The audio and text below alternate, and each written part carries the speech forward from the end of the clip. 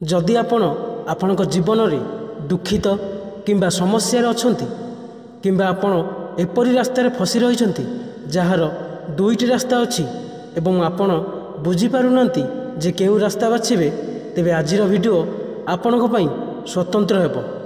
प्रायतः आम जीवन में एपरी मुहूर्त आसे जेतेबेले आमे द्वंद्वर पड़ी थाउ एवं सठिक समय रे सठिक निष्पत्ति नहीं पारुना। एपरी परिस्थिति रे मानव जीवनर प्रत्येक समस्यार समाधान श्रीमद् भागवत गीतार श्लोक रे लुचि रही। भागवत गीतार उपदेश शुणा मात्रे आपणकर समस्त समस्या तुरंत समाधान हो एवं आपण बहुत शांति अनुभव करेंगे। कहुए जे गीता पढ़ा किंबा शुणा द्वारा यही जन्म ही आपणकर समस्त जन्मर पाप नष्ट हो जाए। भगवान श्रीकृष्ण स्वयं अर्जुन को उपदेश देते जहाँ भागवत गीता नाम प्रसिद्ध। जदिओ यह पुस्तक पुराणा किंतु आजिर जुगरे यह आपण को आपणकर समस्त समस्यार समाधान दे पारिबो। श्रीकृष्ण कहती जेतेबेले भगवान आपण को भल पाती से केवल आपणक पई ताहा करती जहाँ आपणक पई भल एवं आपणक ठारू समस्त लोकों को दूरेई रखती जो माने आपणक पई योग्य नुहंती। केबे भी कहा सहित आपणकर समस्या बांटंतु नहीं कारण 80% लोक आपणक समस्या विषय रे चिंता करती नहीं। बाकी 20% लोक खुशी हेबे जे आपणकर यही समस्या अच्छी। जदि कहीं तुमर मूल्य बुझीपारु नहीं तेबे निराश हुओ नहीं कारण जड़े व्यवसायी हीरार मूल्य बुझीपारे नहीं। नीरवता एवं हस दुईटी शक्तिशाली उपकरण। नीरवता अनेक समस्यार समाधान करिवार एक उपाय एवं हस अनेक समस्या को एड़ाइबार एक उपाय। कौनसी व्यक्ति निजको सेहीपरि परिवर्तन करे नहीं। जीवन में किछि घटना घटे जहाँ जड़े व्यक्ति को परिवर्तन करने को बाध्य करे। यह कहवा संपूर्ण भूल जे जीवन केवल थरे दि जाए। तुम्हें मृत्यु केवल थरे पाओ, तुम्हें प्रतिदिन जीवन पाओ। श्रीकृष्ण कहती जो मैंने तुम विषय खराब कथा कहती से एपरी करने को दियो। केवल छोट लोक मैंने एपरी छोट छोट कथा हुअंती। जड़े दुर्बल व्यक्ति थकी गले अटकी जाए एवं जड़े विजेता जीतीगले अटकी जाए। निजपाई नुहे बरम जो मैंने तुमको विफल देखा चाहती से सफल हुओ। केतेबेले जड़े छोट मनर व्यक्ति सहित आपणकर बड़ स्वप्न विषय आलोचना करंतु नहीं कारण तांको पाखरे आपणकर बड़ स्वप्न बुझीबार क्षमता रहिबा उचित। सबुबेले अन्यमानक विफलता सबुबेले अन्यमानक सफलता विषय जानिबा परिवर्ते निजर सफलता पई काम करिबा आरंभ करंतु। लोक माने कहती जे जदि प्रेम सत्य होइताए तेबे यह निश्चित भाव में आपणक पाखकू फेरी आसिबो। किंतु प्रश्न हेउची जे जदि प्रेम सत्य थांता तेबे यह आपणकू काहेकि छाड़िबो। जदि कहीं आपन को छाड़ी दिए तेबे चिंता करंतु नहीं कारण केतक समय भूल लोकों को जीवाकू पड़ी थाए जहाद्वारा आपण जीवन में सठिक लोक मैंने आसीपारे। आपण कथार मूल्य बुझी पारुनथिबा व्यक्ति सम्मुख में नीरव रहिबा भल। विश्वास एक बहुत बड़ संपत्ति।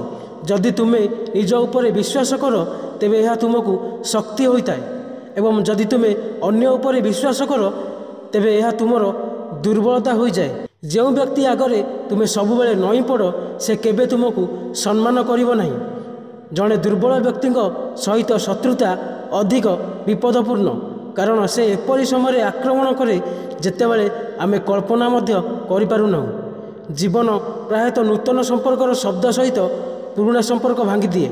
संपर्क को टंका परि मूल्य देवा उचित कारण उभय रोजगार करने कष्टकर किंतु हराइबा सहज। जदि तुम्हें कहार हृदय रे थिबा जंत्रणा को बुझीबा को चाहुच तेबे तांको आखि को देख। कष्ट मुहरु लुचि रही पारे किंतु आखिरु नुहे। केवल निज काम एवं ईश्वर को भल पाओ कारण उभय केबे विश्वासघात करती नहीं। केबे संपर्क व्यवहार करो नहीं कारण भल लोक जीवन में बारंबार आसती नहीं। जदि तुम्हें सम्मान शिखा चाहुच तेबे पादरू शिख। जेतेबेले तुम्हें चलिब मुंड नई चलिब। कहार भूल रे रागिबा पूर्वर तुमर निज 10टी भूल मन रखा उचित ପଢ଼, ଲେଖ, ଲଢ଼, ହସ, କିଛି କର, କିନ୍ତୁ ତୁମେ ଦେଖିଥିବା ସ୍ୱପ୍ନକୁ ଯେକୌଣସି ମୂଲ୍ୟରେ ପୂରଣ କର। ଆଜିର ଦୁନିଆରେ କାହାକୁ ମଧ୍ୟ ଏପରି ଅନୁଭବ କରିବାକୁ ଦିଅ ନାହିଁ ଯେ ତୁମେ ଭିତରେ ଭାଙ୍ଗି ପଡ଼ିଛ, କାରଣ ଲୋକମାନେ ଭଙ୍ଗା ଘରର ଇଟା ମଧ୍ୟ ବୋହି ନେଇଯାଇଥାନ୍ତି। ବାସ୍ତବରେ କେବଳ ସେହି ଲୋକ ଜୀବନର ପଥ ବୁଝେ ଯିଏ ଯାତ୍ରାରେ ଧୂଳିକୁ ଗୁଲାଲ ବୋଲି ମାନିଥାଏ। ପ୍ରକୃତ ଲୋକମାନେ ଜୀବନରେ ଏକା ରହିପାରନ୍ତି, କିନ୍ତୁ ଭଗବାନ ନିଶ୍ଚିତ ଭାବରେ ଏପରି ଲୋକଙ୍କୁ ସମର୍ଥନ କରନ୍ତି। କାହା ଦ୍ୱାରା କରାଯାଇଥିବା ଉପକାରକୁ କେବେ ଭୁଲନ୍ତୁ ନାହିଁ ଏବଂ ତୁମ ଦ୍ୱାରା ଦିଆଯାଇଥିବା ଉପକାରକୁ କେବେ ମନେ ରଖନ୍ତୁ ନାହିଁ, କାରଣ ଏହା ଜଣେ ମହାନ ବ୍ୟକ୍ତିଙ୍କ ପରିଚୟ। ଜୀବନରେ କେବେ କାହାକୁ ଅଦରକାରୀ ଭାବନ୍ତୁ ନାହିଁ, କାରଣ ବନ୍ଦ ଘଣ୍ଟା ମଧ୍ୟ ଦିନକୁ 2 ଥର ସଠିକ୍ ସମୟ କହିଥାଏ। ଯେତେବେଳେ ତୁମକୁ ନିଜକୁ ପରିଚୟ ଦେବାକୁ ପଡ଼େ, ବୁଝ ଯେ ସଫଳତା ଏପର୍ଯ୍ୟନ୍ତ ବହୁତ ଦୂରରେ ଅଛି। କେତେକ ସମୟରେ ସମ୍ପର୍କର ମୂଲ୍ୟ ସେହି ଲୋକମାନେ ଆମକୁ ବୁଝାଇ ଦିଅନ୍ତି ଯେଉଁମାନଙ୍କ ସହିତ ଆମର କୌଣସି ସମ୍ପର୍କ ନାହିଁ। କୌଣସି ବ୍ୟକ୍ତି ନିଜକୁ ଏପରି ପରିବର୍ତ୍ତନ କରେ ନାହିଁ। ଜୀବନରେ କିଛି ଏପରି ହାତ ଅଛି ଯାହା ଜଣେ ବ୍ୟକ୍ତିକୁ ପରିବର୍ତ୍ତନ କରିବାକୁ ବାଧ୍ୟ କରେ। ଯେଉଁଠାରେ ତୁମେ ଅନୁଭବ କର ଯେ ଲୋକମାନଙ୍କୁ ତୁମର ଆବଶ୍ୟକତା ନାହିଁ, ସେଠାରୁ ଚୁପଚାପ ଦୂରରେ ରହିବା ବୁଦ୍ଧିମାନର କାମ।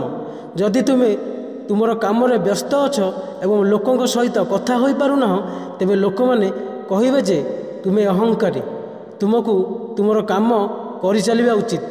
ସମୟ ସେମାନଙ୍କୁ ଏହା ପ୍ରମାଣିତ କରିବ। ପରୀକ୍ଷା ସର୍ବଦା ଏକାନ୍ତରେ କରାଯାଏ, କିନ୍ତୁ ଫଳାଫଳ ସମସ୍ତଙ୍କ ସାମ୍ନାରେ ଆସେ। ତେଣୁ ଜୀବନରେ କୌଣସି କାମ କରିବା ପୂର୍ବରୁ ଫଳାଫଳ ବିଷୟରେ ଭାବ। ଯେଉଁମାନେ କେବଳ କାମ ସମୟରେ ତୁମକୁ ମନେ ରଖନ୍ତି, କାରଣ ସେମାନେ ଅନ୍ଧାରରେ ଆଲୋକ ଖୋଜନ୍ତି ଏବଂ ସେହି ଆଲୋକ ତୁମେ। ଜୀବନର ହାତ ନାହିଁ, କିନ୍ତୁ କେତେକ ସମୟରେ ଏହା ତୁମକୁ ଏପରି ଚାପୁଡ଼ା ମାରେ ଯେ ତୁମେ ଏହାକୁ ଜୀବନ ସାରା ମନେ ରଖ। ତୁମର ଆଖି ଯେତେ ଛୋଟ ହେଉନା କାହିଁକି, ସେମାନଙ୍କ ପାଖରେ ସମ୍ପୂର୍ଣ୍ଣ ଆକାଶ ଦେଖିବାର ଶକ୍ତି ଅଛି। ଦିଗ୍ଦର୍ଶନ ମାଗିବାରେ କେବଳ ଲଜ୍ଜିତ ହେବା ଉଚିତ ନୁହେଁ। କିଏ ଜାଣେ ଗନ୍ତବ୍ୟସ୍ଥଳକୁ ଯିବାର ପଥ ସେଠାରୁ ଯାଏ ଯେଉଁଠାରୁ ତୁମେ ଅଜଣା। ସମୟ ସହିତ ଗତି କରିବା ଜରୁରୀ ନୁହେଁ, ସତ୍ୟ ସହିତ ଗତି କର। ଗୋଟିଏ ଦିନ ସମୟ ତୁମ ସହିତ ଗତି କରିବ। ଯେଉଁମାନେ ଭାବନାକୁ ସ୍ପର୍ଶ କରନ୍ତି, ଯେଉଁମାନେ ଏହାକୁ ପାଇବା ପାଇଁ ଉଦ୍ଦିଷ୍ଟ, ସେମାନେ ଅଧିକ ଯତ୍ନବାନ। ତୁମର ଏପରି ଅନେକ ଶକ୍ତି ଅଛି ଯାହା ଭଗବାନ ସମସ୍ତଙ୍କୁ ଦିଅନ୍ତି ନାହିଁ। ଲୋକମାନେ ସେଗୁଡ଼ିକୁ ପାଇବା ପାଇଁ ମରିଯାଆନ୍ତି। ତୁମର ସେହି ଶକ୍ତି ଅଛି ଯାହା ବିଷୟରେ କେହି ଜାଣିନାହାନ୍ତି ଯେ ଏହାକୁ କିପରି ପାଇବେ, କାରଣ ସେମାନଙ୍କ ପାଖରେ ଏହାକୁ ବୁଝିବାର କ୍ଷମତା ନାହିଁ। ତେଣୁ ଭୟ କର ନାହିଁ, ପଛକୁ ବସି ପରାଜୟକୁ ଗ୍ରହଣ କର ନାହିଁ। ତୁମର ସ୍ୱପ୍ନ ପଛରେ ଦୌଡ଼ିବାକୁ ଭୟ କର ନାହିଁ। ସମୟ ଏବଂ ପରିସ୍ଥିତି ଯେକୌଣସି ସମୟରେ ପରିବର୍ତ୍ତନ ହୋଇପାରେ। ତେଣୁ କେବେ କାହାକୁ ଅପମାନ କର ନାହିଁ କିମ୍ବା କାହାକୁ ଦୁର୍ବଳ ଭାବ ନାହିଁ। ତୁମେ ଶକ୍ତିଶାଳୀ ହୋଇପାରିବ, କିନ୍ତୁ ସମୟ ସବୁଠାରୁ ଶକ୍ତିଶାଳୀ। ସମ୍ପର୍କ ବଜାୟ ରଖିବା ପାଇଁ ତୁମର ବୁଦ୍ଧି ନୁହେଁ, ବରଂ ଏକ ପବିତ୍ର ହୃଦୟ ରହିବା ଆବଶ୍ୟକ। ସତ୍ୟ କୁହ, ସ୍ପଷ୍ଟ ଭାବରେ କୁହ, ମୁହାଁମୁହିଁ କଥା ହୁଅ। ଯିଏ ତୁମର ସେ ନିଶ୍ଚିନ୍ତ ବୁଝିବ, ଯିଏ ଅପରିଚିତ ସେ ତୁମକୁ ଛାଡ଼ିଯିବ। ଆଖି କେବଳ ଆମକୁ ଦୃଷ୍ଟି ପ୍ରଦାନ କରେ ନାହିଁ, ବରଂ ଆମେ କାହା ଭିତରେ କ'ଣ ଦେଖିବାକୁ ଚାହୁଁଛୁ କେବେ ତାହା ଆମର ଭାବନା ଉପରେ ମଧ୍ୟ ନିର୍ଭର କରେ। ଯେ ପର୍ଯ୍ୟନ୍ତ ଝାଡ଼ୁରେ ଏକ ବନ୍ଧନ ଅଛି, ସେ ପର୍ଯ୍ୟନ୍ତ ଏହା ଅଳିଆ ସଫା କରେ। ଯେ ପର୍ଯ୍ୟନ୍ତ ବନ୍ଧନ ଭାଙ୍ଗିଯାଏ, ଝାଡ଼ୁ ନିଜେ ଅଳିଆ ହୋଇଯାଏ। ତେଣୁ ସର୍ବଦା ତୁମର ପ୍ରିୟଜନଙ୍କ ସହିତ ବନ୍ଧା ରୁହ, କାରଣ ଏକତା ହେଉଛି ଶକ୍ତି। କେବେ ବି ତୁମର ଲକ୍ଷ୍ୟର ଅଧା ବାଟ ଯାଅ ନାହିଁ ଏବଂ ଫେରିଯାଅ, କାରଣ ଯଦିଓ ତୁମେ ପଛକୁ ଫେରିଯାଅ, ତୁମକୁ ଅଧା ରାସ୍ତା ଅତିକ୍ରମ କରିବାକୁ ପଡ଼ିବ। ଯେଉଁମାନେ ତୁମକୁ ସୁଖରେ ସମର୍ଥନ କରନ୍ତି ସେମାନେ ତୁମର ସମ୍ପର୍କୀୟ, କିନ୍ତୁ ଯେଉଁମାନେ ତୁମକୁ ଦୁଃଖରେ ସମର୍ଥନ କରନ୍ତି ସେମାନେ ଦେବଦୂତ। ଯେଉଁମାନେ ତୁମର ମୁହଁରେ କଟୁ କଥା କୁହନ୍ତି ସେମାନେ କେବେ ତୁମକୁ ବିଶ୍ୱାସଘାତକତା କରନ୍ତି ନାହିଁ। ଆମେ ସେମାନଙ୍କୁ ଭୟ କରିବା ଉଚିତ ଯେଉଁମାନେ ମିଠା କଥା କୁହନ୍ତି, ଯାହାଙ୍କ ହୃଦୟରେ ଘୃଣା ଥାଏ ଏବଂ ସମୟ ସହିତ ପରିବର୍ତ୍ତନ ହୁଏ। ଯେତେବେଳେ ଆମେ କାହାକୁ ଅପମାନ କରୁ, ଆମେ ଆମର ଆତ୍ମସମ୍ମାନ ହରାଉଥାଉ। ଯେତେବେଳେ ତୁମେ କାହା ପାଇଁ ଭଲ କରୁଛ, ଗୋଟିଏ ଦିନ ସେ ତୁମକୁ ମୂର୍ଖ ଭାବିବା ଆରମ୍ଭ କରେ।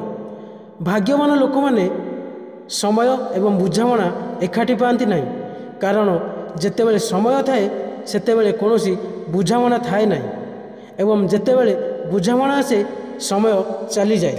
ରାସ୍ତା କେବେ ବନ୍ଦ ହୁଏ ନାହିଁ। ପ୍ରାୟତଃ ଲୋକମାନେ ସାହସ ହାରନ୍ତି। ଯେତେବେଳେ ତୁମେ ଟଙ୍କା ରୋଜଗାର କର, ଘରେ ଜିନିଷ ଆସେ, କିନ୍ତୁ ଯେତେବେଳେ ତୁମେ କାହାର ଆଶୀର୍ବାଦ ରୋଜଗାର କର, ଖୁସି, ସ୍ୱାସ୍ଥ୍ୟ ଏବଂ ପ୍ରେମ ମଧ୍ୟ ଟଙ୍କା ସହିତ ଆସେ। ଯେକୌଣସି ବ୍ୟକ୍ତିଙ୍କ ସହନଶୀଳତା ଏବଂ ବିସ୍ତାରିତ ସୂତା ପରି। ଯଦି ଏହାକୁ ସୀମା ବାହାରକୁ ବିସ୍ତାର କରାଯାଏ, ତେବେ ଏହା ଭାଙ୍ଗିବାକୁ ବାଧ୍ୟ। ଯାହାର ସ୍ୱଭାବ ସର୍ବଦା ପରିବର୍ତ୍ତନଶୀଳ, ସେ କେବେ କାହାର ହୋଇପାରେ ନାହିଁ, ତାହା ସମୟ ହେଉ କିମ୍ବା ମଣିଷ। ଏକା ବଞ୍ଚିବା ଟିକେ କଷ୍ଟକର, କିନ୍ତୁ କଷ୍ଟକର ପଥ ମହାନ। ଧନୀ ହେବା ପାଇଁ ଟିକେ ଟିକେ ଧନ ସଂଗ୍ରହ କରିବାକୁ ପଡ଼ିଥାଏ। ଶ୍ରୀକୃଷ୍ଣ କୁହନ୍ତି, ଯଦି ମୋର ଭକ୍ତ ନୀରବରେ ସବୁକିଛି ଶୁଣୁଛି, ତେବେ ମନେ ରଖନ୍ତୁ ମୁଁ ନିଜେ ତାଙ୍କ ନୀରବତା ଏବଂ ବିଶ୍ୱାସର ଉତ୍ତର ଦେଉଛି। କେବଳ ସେହି ଜଣେ ବ୍ୟକ୍ତିଙ୍କ ସମ୍ମୁଖରେ ନତମସ୍ତକ ହୁଅ, ସେ କେବେ ବି ତୁମକୁ ସମସ୍ତଙ୍କ ସମ୍ମୁଖରେ ନତମସ୍ତକ ହେବାକୁ ଦେବେ ନାହିଁ। ଭଲ ଲୋକଙ୍କ ସାଥିରେ ରୁହ, କାରଣ ସୁନାରୀର ଅପଚୟ ବାଦାମ ଅପେକ୍ଷା ମହଙ୍ଗା। ଶ୍ରୀକୃଷ୍ଣ କୁହନ୍ତି ଯେ, ଯେଉଁମାନେ ତୁମର ସଠିକ୍ କଥାକୁ ଭୁଲ ଉପାୟରେ ନିଅନ୍ତି, ସେମାନଙ୍କୁ ବୁଝାଇବାରେ ତୁମର ସମୟ ନଷ୍ଟ କର ନାହିଁ। ଗୋଟିଏ ଦିନ ତୁମେ ସମୟକୁ ନୁହେଁ ବରଂ ନିଜକୁ ଅଭିଯୋଗ କରିବ ଯେ ତୁମ ସମ୍ମୁଖରେ ଏକ ସୁନ୍ଦର ଜୀବନ ଥିଲା, କିନ୍ତୁ ତୁମେ ସାଂସାରିକ ବ୍ୟାପାରରେ ଫସି ଯାଇଥିଲ। ଥରେ କ୍ଷମା କରି ଭଲ ହୁଅ, କିନ୍ତୁ ସେହି ବ୍ୟକ୍ତିକୁ ପୁଣି ଥରେ ବିଶ୍ୱାସ କରି ମୂର୍ଖ ହୁଅ ନାହିଁ। ତୁମର ନିଜ ଲୋକ ସେମାନେ ଯେଉଁମାନେ ତୁମର ଯନ୍ତ୍ରଣା ଅନୁଭବ କରନ୍ତି, ନଚେତ୍ ରାସ୍ତାରେ ଯାଉଥିବା ଲୋକମାନେ ମଧ୍ୟ ତୁମର ମଙ୍ଗଳ ବିଷୟରେ ପଚାରନ୍ତି। କଠିନ ପରିଶ୍ରମର ଫଳ ଏବଂ ସମସ୍ୟାର ସମାଧାନ ନିଶ୍ଚିତ ଭାବରେ ବିଳମ୍ବରେ ମିଳିଥାଏ, କିନ୍ତୁ ଯେତେବେଳେ ତୁମେ ଅନ୍ୟମାନଙ୍କ ପାଇଁ ଭଲ ଚାହୁଁଛ, ସେହି ଜିନିଷ ଗୁଡ଼ିକ ତୁମ ଜୀବନକୁ ଫେରିଆସେ। ଏହା ପ୍ରକୃତିର ନିୟମ। ଭଙ୍ଗା ଜିନିଷ ଗୁଡ଼ିକ ସବୁଠାରୁ ଅଧିକ ଯନ୍ତ୍ରଣା ଦିଏ, ଯେପରିକି ବିଶ୍ୱାସ, ହୃଦୟ, ନିନ୍ଦା ଏବଂ ସମସ୍ତଙ୍କ ଠାରୁ ଆଶା। ଯଦି ଇଚ୍ଛା ପୂରଣ ହୁଏ ନାହିଁ, ତେବେ କ୍ରୋଧ ବୃଦ୍ଧି ପାଏ ଏବଂ ଯଦି ତାହା ପୂରଣ ହୁଏ, ତେବେ ଲୋଭ ବୃଦ୍ଧି ପାଏ। ତେଣୁ ଜୀବନର ପ୍ରତ୍ୟେକ ପରିସ୍ଥିତିରେ ଏହାକୁ ବଜାୟ ରଖିବା ଭଲ। ସମସ୍ତେ ସାହାଯ୍ୟ ମାଗିବାକୁ ଆସନ୍ତି, କିନ୍ତୁ ଯେତେବେଳେ ତୁମକୁ ସାହାଯ୍ୟର ଆବଶ୍ୟକତା ହୁଏ, ସେତେବେଳେ କେହି ତୁମକୁ ସାହାଯ୍ୟ କରିବାକୁ ଦେଖାଯାଆନ୍ତି ନାହିଁ। ଶ୍ରୀକୃଷ୍ଣ କୁହନ୍ତି, ଭଲ କାମ କର ଏବଂ ଏହାକୁ ଭୁଲିଯାଅ। ସମୟ ଆସିଲେ ସେମାନେ ନିଶ୍ଚିତ ଭାବରେ ତୁମକୁ ଫଳ ଦେବେ। ଯଦି ତୁମେ ଜୀବନରେ ଆଘାତ ପାଇବାକୁ ଚାହୁଁନାହ, ତେବେ ଏକା ରହିବା ଶିଖ। ଜଣେ ବ୍ୟକ୍ତି ଯେତେବେଳେ ଅନୁଭବ କରେ ଯେ ଏବେ ତାକୁ ସମର୍ଥନ କରିବା ପାଇଁ କେହି ନାହାନ୍ତି, ସେତେବେଳେ ଏକା ରହିବା ଶିଖେ। ଏକା ରହିବା ଏବଂ ଏକା କାନ୍ଦିବା କେତେବେଳେ ଜଣେ ବ୍ୟକ୍ତିକୁ ବହୁତ ଶକ୍ତିଶାଳୀ କରିଥାଏ। ଯଦି ସମ୍ଭବ ହୁଏ, ତେବେ ଏକା ରହିବାକୁ ଶିଖନ୍ତୁ। ଯାହା ଉପରେ ଆପଣ ସବୁଠାରୁ ଅଧିକ ନିର୍ଭର କରିବେ, ସେ ବ୍ୟକ୍ତି ମଧ୍ୟ ଆପଣଙ୍କ ଠାରୁ ଅଧିକ ଯନ୍ତ୍ରଣା ଦେବେ। ଏକା ଚାଲିବା ଶିଖନ୍ତୁ। ଏହା ଜରୁରୀ ନୁହେଁ ଯେ ଆପଣଙ୍କ ସହିତ ଥିବା ବ୍ୟକ୍ତି କାଲି ମଧ୍ୟ ଆପଣଙ୍କ ସହିତ ରହିବେ। ଏକା ରହିବାରେ ଏକ ଭିନ୍ନ ଶାନ୍ତି ଅଛି। ନା କାହାର ଆସିବାର ଖୁସି, ନା କାହାର ଚାଲିଯିବାର ଦୁଃଖ। ପ୍ରକୃତ ଲୋକମାନେ ଜୀବନରେ ଏକା ରହିପାରନ୍ତି, କିନ୍ତୁ ଈଶ୍ୱର ନିଶ୍ଚିନ୍ତ ଭାବରେ ଏପରି ଲୋକଙ୍କୁ ସମର୍ଥନ କରନ୍ତି। ଜୀବନ ଅନେକ ଅସୁବିଧାରେ ପରିପୂର୍ଣ୍ଣ ଏବଂ ସେହି ଅସୁବିଧା ଗୁଡ଼ିକୁ ଏକା ସାମ୍ନା କରିବାକୁ ପଡ଼ିଥାଏ। ଆପଣଙ୍କର ସମସ୍ୟା ହେଉଛି ଯେ ଆପଣ ସେହି ଲୋକଙ୍କ ଉପରେ ନିର୍ଭରଶୀଳ ନୁହନ୍ତି, ଯେଉଁମାନେ ଆପଣଙ୍କ ପାଇଁ ଏକ ପୋଲ ମଧ୍ୟ ପାର କରିପାରନ୍ତି ନାହିଁ। ସେମାନେ ଆପଣଙ୍କ ପାଇଁ ସମୁଦ୍ର ପାର କରନ୍ତି। ଅପମାନ କରି ଶତ୍ରୁ କରିବା ଅପେକ୍ଷା ପ୍ରେମ କରି ବନ୍ଧୁତା କରିବା ଭଲ। ଗଛରେ ନୂଆ ପତ୍ର ନ ପଡ଼ି ଆସେ ନାହିଁ, ସେହିପରି କଷ୍ଟ ଏବଂ ସଂଘର୍ଷ ବିନା ବ୍ୟକ୍ତିଙ୍କ ପାଇଁ ଭଲ ଦିନ ଆସେ ନାହିଁ। ତୁମର ମତାମତ ବହୁତ ଗୁରୁତ୍ୱପୂର୍ଣ୍ଣ, ନଚେତ୍ ତୁମେ ଚୁପ୍ ରହିବ ଏବଂ ଲୋକମାନେ ଯାହା ଇଚ୍ଛା ତାହା କରିଚାଲିବେ। ଏକ ମୂର୍ଖ ବ୍ୟକ୍ତି କେବଳ ନିଜର କ୍ଷତି କରେ ନାହିଁ, ବରଂ ତାକୁ ସାହାଯ୍ୟ କରୁଥିବା ବ୍ୟକ୍ତିର ମଧ୍ୟ କ୍ଷତି କରେ। କୁହାଯାଏ ଯେ ଧର୍ମ ଟଙ୍କା ଅପେକ୍ଷା ଅଧିକ ଗୁରୁତ୍ୱପୂର୍ଣ୍ଣ, କିନ୍ତୁ ମନ୍ଦିରରେ ଶୀଘ୍ର ଦର୍ଶନ ପାଇବା ପାଇଁ ଅଧିକ ଟଙ୍କା ଦେବାକୁ ପଡ଼ିଥାଏ। ତୁମେ କେବେ ଭାବିଛ କି ପରିବର୍ତ୍ତନଶୀଳ ସମୟ ସହିତ କେବଳ ଲୋକଙ୍କ ଜୀବନଶୈଳୀ ବଦଳିବାରେ ଲାଗିଛି, ବରଂ ଜୀବନଯାପନର ଶୈଳୀ ମଧ୍ୟ ବଦଳିବାରେ ଲାଗିଛି। ଆଜି ଏପରି ଅନେକ ଲୋକ ଅଛନ୍ତି ଯେଉଁମାନେ ଚାକିରି ଇତ୍ୟାଦି କୌଣସି ବାଧ୍ୟବାଧକତା ଯୋଗୁଁ ଏକା ରହୁଛନ୍ତି। ତେବେ କିଛି ଲୋକ ଅଛନ୍ତି ଯେଉଁମାନେ କୌଣସି ବାଧ୍ୟବାଧକତା ବିନା ନିଜ ଇଚ୍ଛାରେ ଏକା ରହିବାକୁ ପସନ୍ଦ କରନ୍ତି, ଯେଉଁମାନେ ପ୍ରକୃତ ସମର୍ପଣ ସହିତ ଏକ ନିଜର କାମ କରନ୍ତି। ସେମାନଙ୍କ ଅନେକ ମୌଳିକ ଗୁଣ ଥାଏ। ଏପରି ଲୋକମାନେ ଜୀବନରେ ବହୁତ ଶୀଘ୍ର ବହୁତ କିଛି ହାସଲ କରନ୍ତି। ଅନ୍ୟପକ୍ଷରେ ଏପରି ଲୋକ ଅଛନ୍ତି ଯେଉଁମାନେ ଗୋଟିଏ ମୁହୂର୍ତ୍ତ ପାଇଁ ମଧ୍ୟ ଏକା ରହିପାରନ୍ତି ନାହିଁ।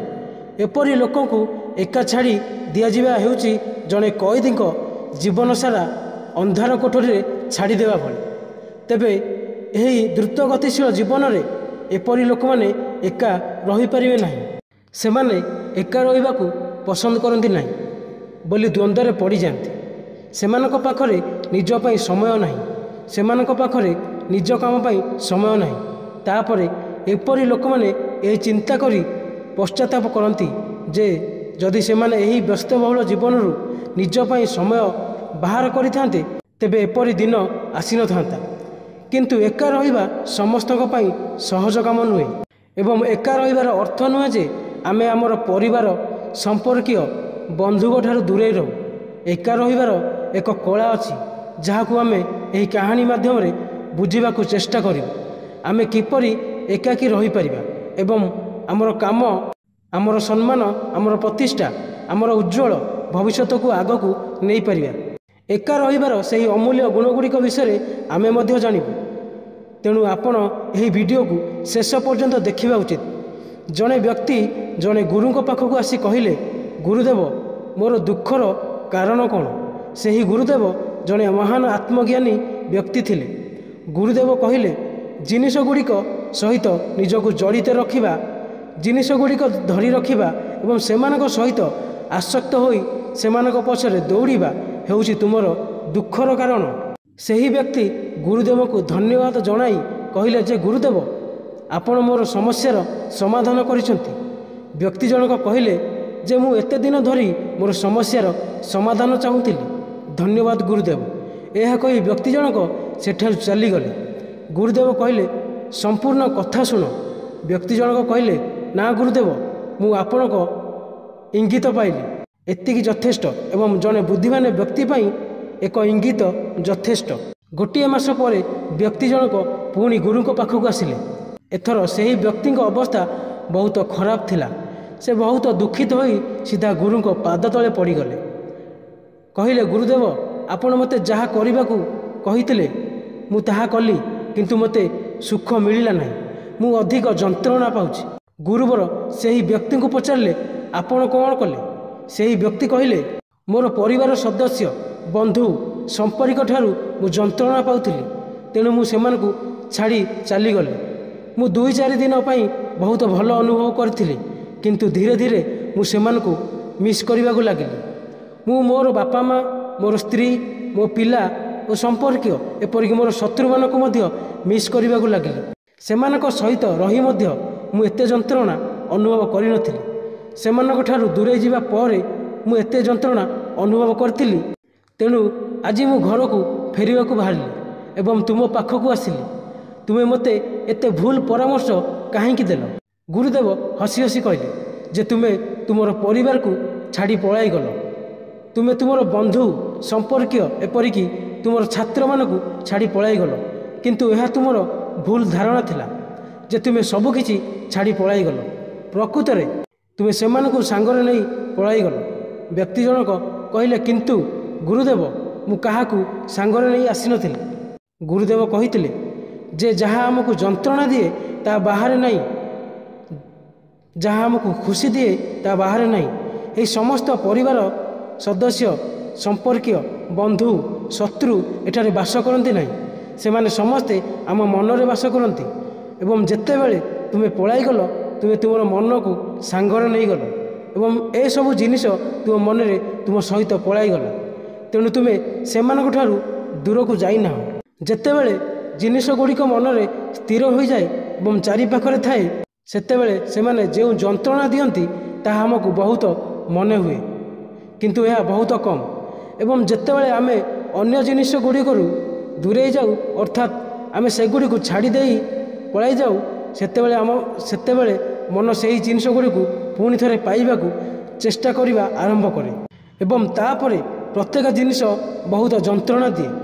ଯେପରି ତୁମ ସହିତ ଘଟୁଛି, ବ୍ୟକ୍ତି ଜଣକ କହିଲେ, ଯେପରି ତୁମ ସହିତ ଘଟୁଛି। ବ୍ୟକ୍ତି ଜଣକ କହିଲେ, ତେବେ ଗୁରୁଦେବ ମୁଁ କ'ଣ କରିବା ଉଚିତ? ଯଦି ମୁଁ ଜିନିଷ ଗୁଡ଼ିକ ସହିତ ରହିଯାଏ ତେବେ ଯନ୍ତ୍ରଣା ହୁଏ, ଯଦି ମୁଁ ଜିନିଷ ଗୁଡ଼ିକୁ ଛାଡ଼ିଦିଏ ତେବେ ଯନ୍ତ୍ରଣା ହୁଏ। ମୁଁ କ'ଣ କେବଳ କଷ୍ଟ ପାଇବା ପାଇଁ ଜନ୍ମ ନେଇଛି? ଗୁରୁବର ଜୋରରେ ହସିବାକୁ ଲାଗିଲେ ଏବଂ କହିଲେ, ଏହା ସମ୍ପୂର୍ଣ୍ଣ ସତ୍ୟ। ଏଠାରେ ସମସ୍ତେ କେବଳ ଦୁଃଖ ପାଇବା ପାଇଁ ଜନ୍ମ ହୋଇଛନ୍ତି, କିନ୍ତୁ ଏହା ମଧ୍ୟ ସତ୍ୟ, ଏହି ଦୁଇଟି ବାହାରେ ସୁଖ ଅଛି ଏବଂ ସେହି ସୁଖ ବାହାରେ ଦୁଃଖ ଅଛି। ତାପରେ ସୁଖ ଏବଂ ତାପରେ ଦୁଃଖ। ଯେଉଁ ଜିନିଷ ଗୁଡ଼ିକରେ ଆମେ ସୁଖ ଦେଖୁ ସେଗୁଡ଼ିକ ଆମକୁ ଦୁଃଖ ଦିଅନ୍ତି ଏବଂ ଯେଉଁ ଜିନିଷ ଗୁଡ଼ିକରେ ଆମେ ଦୁଃଖ ଦେଖୁ ସେଗୁଡ଼ିକ ସୁଖର କାରଣ ହୋଇଥାନ୍ତି। ସେ ବ୍ୟକ୍ତି ଜଣକ କହିଲେ, ଗୁରୁଦେବ ସୁଖ ଏବଂ ଦୁଃଖର ଏହି ଭ୍ରମରୁ ବାହାରିବାର କୌଣସି ଉପାୟ ନାହିଁ କି? ଗୁରୁବର କହିଲେ, ଏକ ଉପାୟ ଅଛି। ଯଦି ତୁମେ ଏହି ଦୁନିଆରେ ରହିବାକୁ ଚାହୁଁଛ, ଏହି ସମସ୍ତ ଲୋକଙ୍କ ସହିତ ରହିବାକୁ ଚାହୁଁଛ, ତେବେ ତୁମକୁ ଗୋଟିଏ କାମ କରିବାକୁ ପଡ଼ିବ। ତୁମେ ଏପରି ଜୀବନଯାପନ କର ଯେପରି ତୁମେ ଏହି ଦୁନିଆରେ ଏକା ଅଛ। ସମସ୍ତଙ୍କ ସହିତ ରୁହ, କିନ୍ତୁ ଏକା ରୁହ। ସେହି ବ୍ୟକ୍ତି କହିଲେ, କିନ୍ତୁ ଗୁରୁଦେବ ଏହା କିପରି ସମ୍ଭବ? ଗୁରୁଦେବ ସେହି ବ୍ୟକ୍ତିକୁ ଏପରି ଏକ ସ୍ଥାନକୁ ନେଇଗଲେ ଯେଉଁଠାରେ ଏକ ମେଳା ହେଉଥିଲା ଏବଂ ସେଠାରେ ଏକ ବିରାଟ ଭିଡ଼ ଥିଲା। ଗୁରୁ କହିଲେ, ଦେଖ, ତୁମେ ଏଠାରେ କାହାକୁ ଜାଣ? ବ୍ୟକ୍ତି ଜଣକ କହିଲେ, ନା ଗୁରୁଦେବ, ଏଠାରେ କେହି ନାହାନ୍ତି ଯାହାକୁ ମୁଁ ଜାଣେ। ଗୁରୁ କହିଲେ, ତୁମେ ଏଠାରେ ଏକାକୀ? ବ୍ୟକ୍ତି ଜଣକ କହିଲେ, ହଁ ଗୁରୁଦେବ, ମୁଁ ସମ୍ପୂର୍ଣ୍ଣ ଏକା। ଗୁରୁ କହିଲେ, ନା, ତୁମ ମନରେ କିଛି ଚାଲିଛି, ତୁମେ ଏକା ନୁହଁ। ତାପରେ ବ୍ୟକ୍ତି ଜଣକ କହିଲେ, ହଁ ଗୁରୁଦେବ, ମୁଁ ଏକାକୀ ଅଛି। ଗୁରୁଦେବ କହିଲେ, ଏବେ ଏସବୁ ଭୁଲିଯାଅ ଏବଂ ତୁମର ଆଖି ବନ୍ଦ କର ଏବଂ ଏଠାରେ ଘଟୁଥିବା ଶବ୍ଦ ଗୁଡ଼ିକ ଉପରେ ତୁମର ସମ୍ପୂର୍ଣ୍ଣ ଧ୍ୟାନ କେନ୍ଦ୍ରିତ କର। ବ୍ୟକ୍ତି ଜଣକ ମଧ୍ୟ ସେହିପରି କଲେ ଏବଂ ଯେତେବେଳେ ସେ ଆଖି ବନ୍ଦ କଲେ ଏବଂ ସେଠାରେ ହେଉଥିବା ଶବ୍ଦ ଗୁଡ଼ିକ ଉପରେ ତାଙ୍କର ସମସ୍ତ ଧ୍ୟାନ କେନ୍ଦ୍ରିତ କଲେ, ସେ ଏକାକୀ ଅନୁଭବ କଲେ। ସେ ଅନୁଭବ କଲେ ଯେ ଏତେ ବଡ଼ ଭିତରେ ମଧ୍ୟ ସେ ଏକାକୀ ଥିଲେ। ସମସ୍ତଙ୍କ ଶବ୍ଦ ଉପରେ ଧ୍ୟାନ ଦେବା ଯୋଗୁଁ କୌଣସି ଶବ୍ଦର କୌଣସି ଗୁରୁତ୍ୱ ନଥିଲା, କେବଳ ଶବ୍ଦ ଥିଲା। ଏବଂ ଏତିକି, ସେ ଆଖି ଖୋଲିଲେ, କହିଲେ, ଗୁରୁଦେବ ମୁଁ ଏଠାରେ ସମ୍ପୂର୍ଣ୍ଣ ଏକା, ସମସ୍ତେ ସେଠାରେ ଅଛନ୍ତି କିନ୍ତୁ କିଛି ନାହିଁ। ଗୁରୁବର କହିଲେ, ଏହିପରି ଆପଣଙ୍କୁ ଏକା ରହିବାକୁ ପଡ଼ିବ, ସମସ୍ତଙ୍କ ସହିତ ରହିବାକୁ ପଡ଼ିବ, କିନ୍ତୁ ଭିତରେ ଏକା ରହିବାକୁ ପଡ଼ିବ। ସମସ୍ତେ ଆପଣଙ୍କ ସହିତ ଅଛନ୍ତି କିନ୍ତୁ ମନରେ କେହି ନାହାନ୍ତି। ଯିଏ ଏହିପରି ଏକା ରହିବା ଶିଖେ ସେ ଜୀବନରେ କେବେ ଦୁଃଖୀ ଅନୁଭବ କରେ ନାହିଁ। ତେଣୁ ବନ୍ଧୁଗଣ, ଏହି ଭିଡ଼ିଓରେ ଏତିକି। ମୁଁ ଆଶା କରୁଛି ଯେ ଆପଣମାନେ ଏହି ଭିଡ଼ିଓରୁ ବହୁତ କିଛି ଶିଖିଥିବେ। ଆମେ ଏକ ନୂତନ ଭିଡ଼ିଓ ସହିତ ଭେଟିବୁ। ସେ ପର୍ଯ୍ୟନ୍ତ ଧନ୍ୟବାଦ।